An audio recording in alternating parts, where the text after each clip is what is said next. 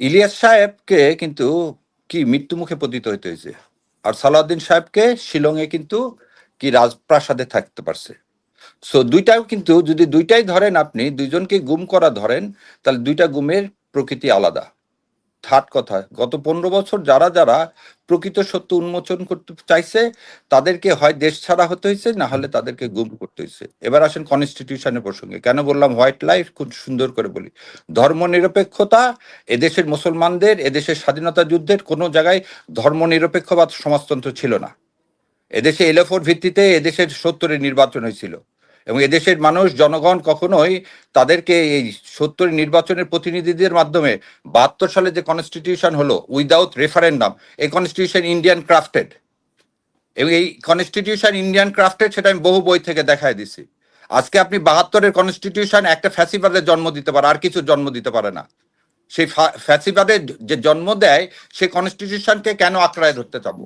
আজকে যখন বলতেছেন উনি কারো কথাগুলো লাগে, আপনি তো মূল ভিত্তি চেঞ্জ করবেন বলেই জুলাই সনদে সাইন করলেন। মূল ভিত্তিটা কি আমাদের? আমার মূল ভিত্তিটা হচ্ছে আমাদের ইসলাম। আমরা মুসলমান, আমাদের এখানে ঐক্য ইনসাফের ভিত্তিতে আমাদের একটা কনস্টিটিউশন রাইট লিখিত হবে। সেই কনস্টিটিউশনে কি থাকবে? এই সমাজতন্ত্র থাকবে। জিয়াউর রহমান, শহীদ রাষ্ট্র জিয়াউর রহমান বিসমিল্লাহির রহমানির খালিদ না, আল্লাহর উপরে আস্থা ও বিশ্বাস কেন ঢুকালেন? সেগুলো কেন 15 অ্যামেন্ডমেন্টে চলে গেল?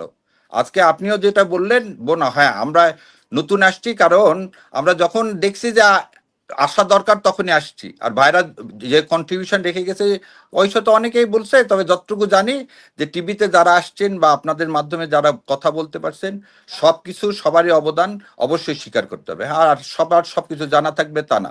তো মঞ্জুর ভাই যে কথাটা বলছিলেন 142 দিয়ে কনস্টিটিউশনের বেসিক স্ট্রাকচার চেঞ্জ করা যায় না, উনি বলছেন বেসিক স্ট্রাকচার কেন চেঞ্জ করতে হবে?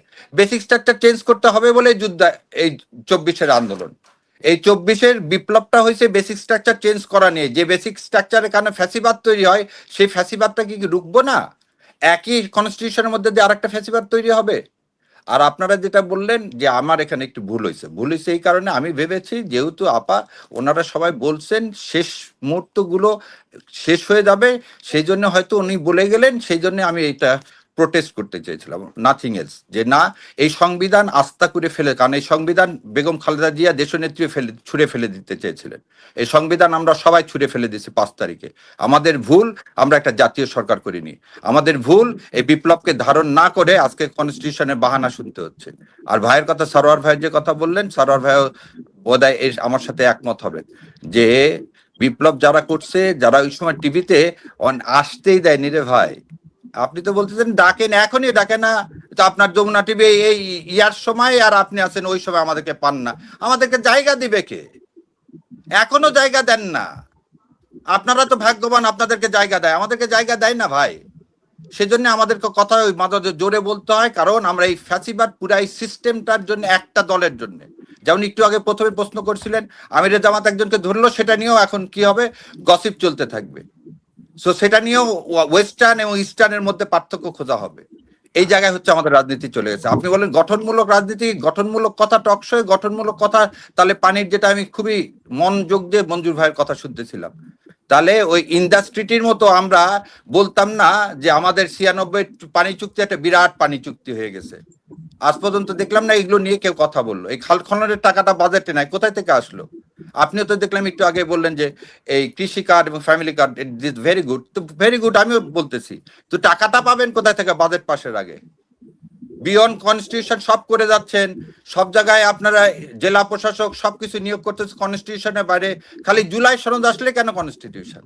সো আমার মনে হয় এই ধোকাবাজি রাজনীতিতে আমাদের সবার সরে আসা উচিত, এবং এদেশে মানুষকে ধারণ করতে গেলে এই 72 সংবিধান ফেলে দেওয়া উচিত। এই 72 সংবিধান কিছুই না, একটা ইন্ডিয়ান ড্রাফটেড কনস্টিটিউশন, ভারতীয় সাম্রাজ্যবাদের এটা একটা বেসিক স্ট্রাকচার। অসংখ্য ধন্যবাদ। আসলে আমি একটু অ্যাড করতে হবে, কারণ ওই শাহরিয়ার ভাই তো আমাদের পুরো আলোচনাটা শুনে নাই, উনি আইসা একটা জায়গা থেকে শুরু করছেন, সেই জন্য সবগুলো শুনলে আমাদের থাকতো, সিনক্রোনাইজেশন থাকতো। আমি এই কথার সাথে একমত যে আমাদের সংবিধান অটোক্রেসি সৃষ্টি করে, ফ্যাসিজম সৃষ্টি করে। অতএব সংবিধান পরিবর্তন করা জুলাই রেভলিউশনের সবচেয়ে বড় ডিমান্ড, এটা মানতে হবে। বাজারে একটা বই অ্যাভেলেবেল আছে, অ্যাভেলেবেল না থাকলেও অনেকের কাছে আছে।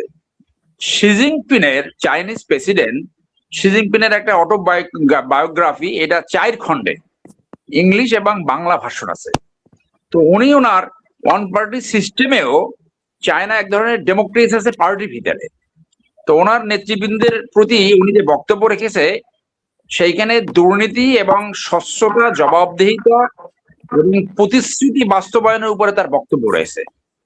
সেইখানে তিনি বলেছেন যে জনগণের সামনে যে প্রতিশ্রুতি দেওয়া হবে সেই প্রতিশ্রুতি পালন করতে হবে এবং সেইটার প্রোগ্রেস জানাতে হবে। সেই জন্য কিন্তু আজকে চায়না এই জায়গায় পড়ছে এরকম লিডারশিপ নিয়ে। অতএব আপনি জুলাই যদি না হতো তাহলে তো অন্তর্বর্তীকালীন সরকার হয় না, অন্তর্বর্তীকালীন সরকার না হলে 12ই ফেব্রুয়ারি নির্বাচন হয় না, নির্বাচন না হলে এই সরকার আসে না। তো সেইখান থেকে আবার প্রথম ভাষ্যে বলছি যে এই জুলাইয়ের আকাঙ্ক্ষা থেকে যেখানে একমত হয়েছে সেইখান থেকে সরে যাওয়া, এইটা জনগণ গ্রহণ করবে না। এবং এইটা যে বিএনপির নেতৃত্ব বুঝে না তা না, তো তারা কি কৌশল অবলম্বন করছে তারা নিশ্চয়ই মানুষের সামনে সেটা প্রকাশ করবে। যদি এখান থেকে সরে যায় তাহলে সেটা মারাত্মক ভুল হবে বলে আমি মনে করি। ধন্যবাদ। অসংখ্য ধন্যবাদ আপনাদের তিনজনকেই। আর হচ্ছে যে শাহরিয়ার ভাই, আমরা যখন এই যে টেলিভিশনে কথা বলতে পারতো না আওয়ামী লীগের সময়, তখন কিন্তু আমাদের প্রোগ্রামগুলো এই জন্যই না, আমি আরেকটু বলে এই পিছনে বলতে 1 মিনিট শোনেন। শাহরিয়ার ভাই জানে, he is my good friend. আমাদের হাইকোর্টের বারান্দায় সবসময় দেখা হয়। আমি নিজে তো গুমের শিকার ছিলাম, 11 ঘন্টা 10টা মামলা ফেস করছি। I totally deny this perception যে 2009-এর পরে যারা কথা বলছে তারা সবাই কম্প্রোমাইজ হয়ে কথা বলেছে। নো, সবাই না। ওই যে 5টা সাংবাদিক ছিল কিছু, তারা বলেছে। যারা কম্প্রোমাইজ হয়ে কথা বলে নাই তার ভিতরে I can claim I am one of those, এবং I can also claim doctor Manjur is one of those. তো সবাইকে এক পাল্লায় মাপা যাবে না, এবং সেই জন্য ছাপারও করছি। আমরা মাল্টিপল কাউন্টে ছাপার করেছি, জেল খাটছি 6 মাস, মামলা ফেস করছি 10টা। ডিজি ভাই নিয়ে, আমি বিইং অ্যান আর্মি অফিসার, আমাকে ডিজি ভাই নিয়ে 11 ঘন্টা গুম করে ফেলছো, আয়না করে প্রায় ঢুকে ফেলছো। এগুলো বহু জায়গায় বলছি। নিশ্চয়ই 2008 থেকে এই কথাগুলো যদি শোনার সুযোগ পায় তাহলে বা ব্যারিস্টার শাহরিয়ার সেটা জানবে। অর্থাৎ সবাইকে এক পাল্লা ইয়া করেন না, এর ভিতরেও ব্রেভ পার্সন ছিল, এবং আমরা সেই ভয়টার উপেক্ষা করে গুটি কয়েক যারা কথা বলছে তার ভিতরে আমি একজন ছিলাম। এবং ডক্টর মঞ্জুরকে ওই সামান্য লোক, একটা সরকারি গাড়ি, একটা ড্রাইভার, একটা বেতন, সেইটাকে সে আকর্ষণ করে নাই। সে খুকুমণি, ওই বলি যে ওই চাঁদপুরের যে আমরা ফান করি বলে খুকুমণি, কি আমাদের পুরো নামটা কি, ওই যে প্রথম পররাষ্ট্রমন্ত্রী ছিল, হ্যাঁ, দীপুমণি। তো দীপুমণি সম্বন্ধে বলা হয় যে শেখ হাসিনার চুলের আঁচড় দিয়া ওই উকুন বাস্ত নাকি, অথবা ওই চিরুনি আশ্রয়ে তারপরে পররাষ্ট্রমন্ত্রী হয়েছে, পরে আবার তো মন্ত্রী হয়েছে। তার সমালোচনা করে তারপরে তার পদ হারিয়েছে। কই, তার তো কোনো কিছু লাগে নাই। He is a brave person, যে ওই পদের আমার দরকার নাই। সো জনস্বার্থ এবং দেশের স্বার্থ তার সামনে ছিল। আবার ওই এই জায়গাটা যখন প্রসঙ্গ হবে আমি তাকে অ্যাপ্রিসিয়েট করবো। He is the person who stood with the truth. Thank you. অসংখ্য ধন্যবাদ। ইভেন আমার নামও তো মামলা ছিল, আমাদেরকে তারপরে সোশ্যালি হ্যারাস করা হয়েছে। এগুলো আসলে অনেকেরই অনেক মানে অজানা আর কি। যাই হোক, সব টিভিতে আমাদেরকে ডাকে না শাহরিয়ার ভাই, সব টিভিতে না। ইয়েস, কিছু টিভিতে ডাকে, সব টিভি আমাদেরকেও ডাকে না। টিভিওয়ালা আগে ছিল সব আওয়ামী লীগ, এখন হয়ে গেছে বিএনপি। আগে ছিল সব আওয়ামী লীগ, এখন হয়ে গেল সব বিএনপি টিভি, সব বিএনপি টিভি হয়ে গেছে, বাদে, এক্সেপশন বাদে। এই জন্য অনলাইন গুলা একটু জনপ্রিয় আমরা। অসংখ্য ধন্যবাদ আপনাদের তিনজনকেই, এবং কোনো ভুলভ্রান্তি হলে আপনাদের তিনজনের কাছে অবশ্যই আমরা সবাই সরি।